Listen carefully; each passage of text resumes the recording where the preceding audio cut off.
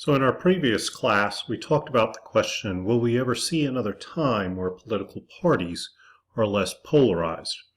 And just to kind of recap, we talked about the fact that voters are indeed polarized. And you can see that and think about it in both ideological and partisan identification. Just as a reminder, we talked about how ideology can be portrayed and thought about, and based on the two spectrums, the two parts of the matrix, whether government should be involved or not in economic issues, and then whether government should be involved in social issues or not. And we talked about the idea that conservatives believe government should stay out of the economy, should stay out of economic issues, but should be involved in social issues. On the flip side, liberals would contend that government should stay out of social issues, but do be involved in economic issues.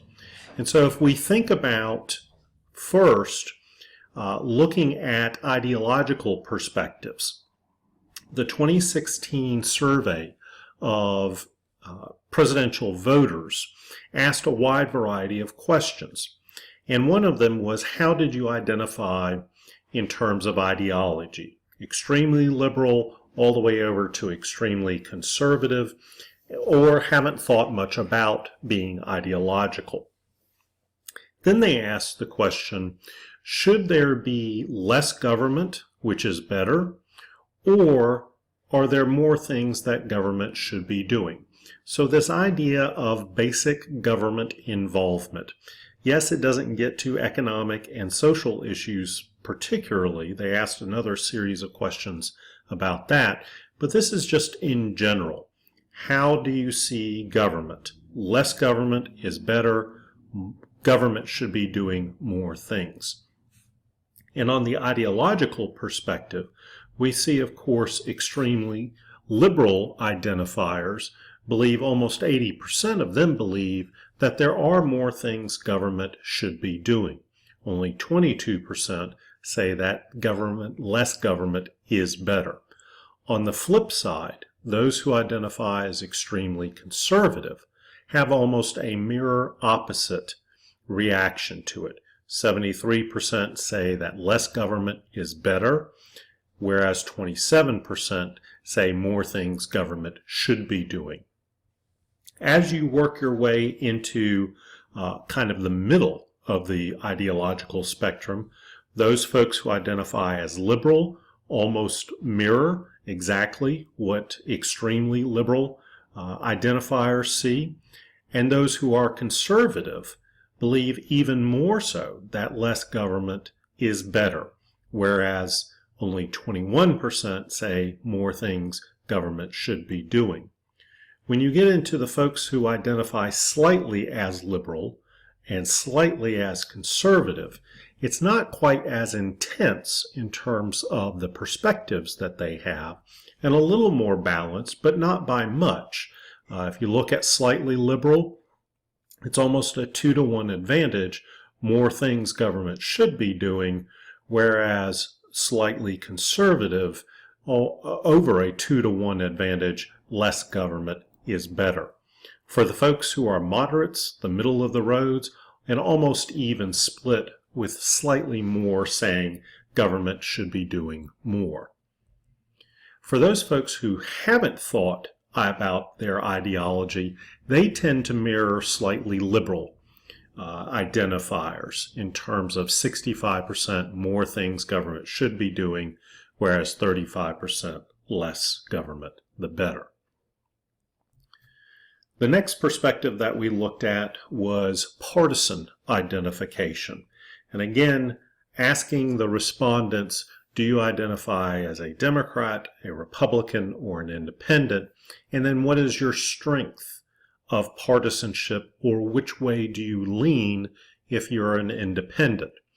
And again, asking the same questions, the respondent's choice to less government is better, or more things that government should be doing, we see very different perspectives on both sides of the partisan divide. For strong Democrats, 3/4 of them identified that more things government should be doing, whereas less than 1/4 of them say less government is better. Conversely, on the strong Republican side, again, almost a mirror opposite image, 78% saying less government the better, 22% more things government should be doing. As we work our way towards the independents, towards the middle, the weak partisans, not very strong Democrats and not very strong Republicans, again almost mirror just like the strong partisans do. 68% of not strong Democrats believe more things government should be doing, whereas 65% of not very strong Republicans believe less government the better. When we get into the independents, we talked about the perspective of how they should be looking at this particular idea of government involvement. Independent Democrats and independent Republicans tend to be just as partisan. Again, almost mirror images. The moderates, the people in the middle, we believe, the independents, almost again evenly divided, 52 to 48. If we think about one other aspect, about compromise, can the parties compromise? We saw a very distinct difference between the partisans, for the most part, and one distinct type of partisan in terms of thinking about should officials seek to compromise to get things done, or should they stick to their principles no matter what, meaning no compromise. In terms of strong Democrats, all the way down to independent Democrats, almost 3/4 of them say, yes, those types of government officials should be compromising to get things done. When you move into independents, a slight drop-off, nearly a 60-40 split in terms of compromise versus adhering to party principles. When you move into independent Republicans and not very strong Republicans, it's again majorities for compromise, but the numbers tend to be a little bit closer. The not very strong Republicans actually tend to be more willing to compromise than independent-leaning Republicans. It's when you get into strong Republicans that you see a majority of them saying, no, stick with your principles, do not compromise. And so there you may be seeing polarization driven by the fact of, are some partisan identifiers looking at compromise more so than sticking to party principles? So we talked about the fact that voters are indeed polarized. But if you look at and think about political parties, I think you need to think about political parties in 3 distinct ways. First, we would define a political party as being the parties in the electorate, the voters, people we just talked about.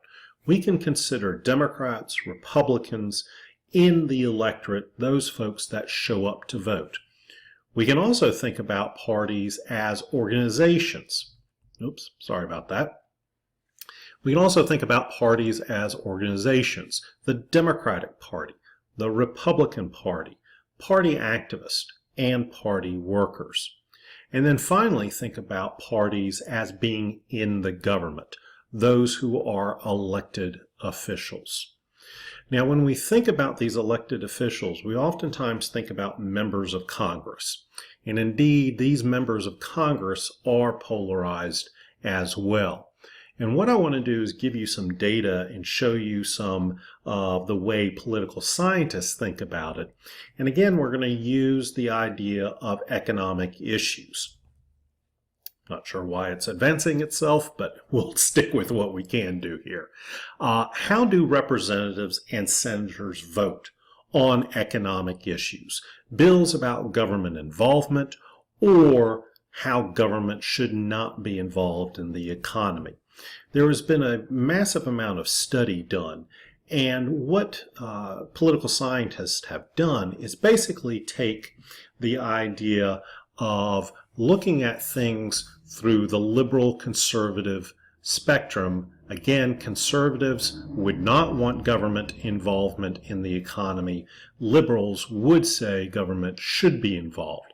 And they scaled them in terms of how many times a member of Congress, this is the House of Representatives, how many times a representative has voted to either keep the government out of the economy or keep the government in the economy. And you'll notice early on, these are Republicans, these are Democrats. And I'll give you the definitions in terms of the colors here in just a minute. But notice there's a pretty good gap in between the two parties. You then move into the period of the Great Depression and the New Deal. And this time period, you tend to see the parties coming a little bit closer together than they were in the late 1880s. A little bit of movement among Republicans and a little bit of movement among Democrats to be more in this kind of moderate range. But then we saw in the 1970s the collapse of the New Deal. And what we see in modern times is that indeed Northern, Southern, and all Republicans in the House have moved much more conservative, and Democrats, particularly Southern Democrats and Northern Democrats, have moved much more liberal. And so this time period of the Great Depression here, I think is important to recognize that perhaps polarization was not as great simply due to the fact that both parties were kind of moving much more to moderate stances than they were beforehand. But nowadays, there is indeed much more distance between the two political parties than even when we saw it back in this time period. So that's the House of Representatives. If you look at the Senate, a similar kind of perspective up until the Great Depression. Then we have the New Deal era, and then in the 1970s, the collapse of the New Deal, and in modern times, the movement of both parties, no matter Southern, Northern, away from each other as well. Another way to think about this is kind of grouping all the members of the House of Representatives and the Senate together based on political parties.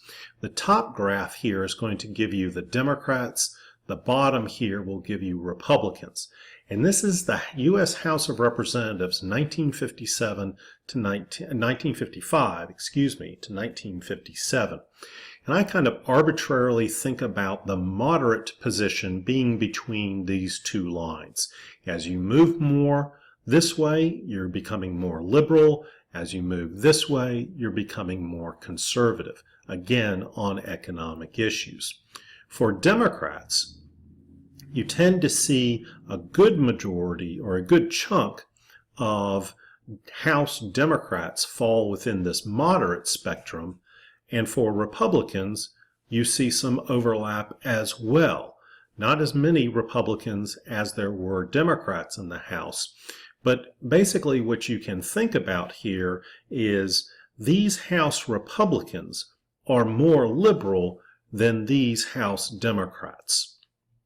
Now, if you think about going from the 1950s, the mid-1950s, to today, to the most recent U.S. House session, watch what happens in terms of where the groups, where the political parties are. Here are House Democrats. Here are House Republicans. Very few in the middle and no overlap between either party in terms of its members. Republicans have moved more conservatively. Democrats have moved much more liberally. You see this play out again in terms of comparing the two parties. Here the top graph, 1955 to 1957. Here, in the bottom graph, 2017 to 2019.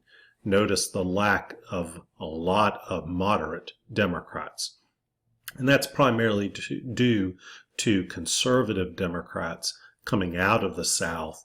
The South has realigned, and basically there are now very few Democrats from the South.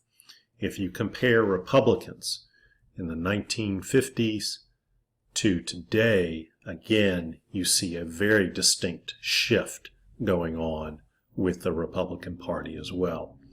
We can see this play out in the Senate. I'll just quickly go through these. Here, the mid-1950s, Senate Democrats, Senate Republicans. Again, you see some Democrats are more conservative than a lot of Senate Republicans. Some Republicans are more liberal than Senate Democrats. In today's U.S. Senate 2017 to 2019, Democrats and Republicans. Very few in the middle, very few, go back here, very few in terms of Republicans as well.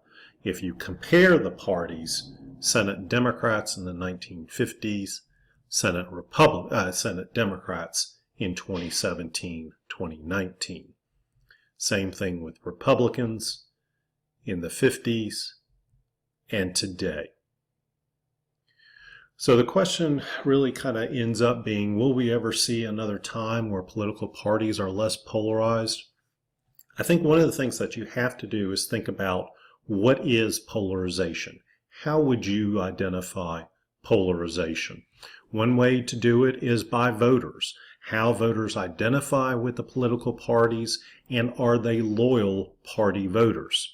Another way to think about polarization are elected officials reflecting the voters and their polarization, or have elected officials led the voters to becoming more polarized? I think in the end, unless there's a dramatic shift in voter loyalty or in elected officials' behavior, the willingness to vote on an issue other than how your party is voting, it's very hard for me to see us becoming less polarized in the time coming ahead.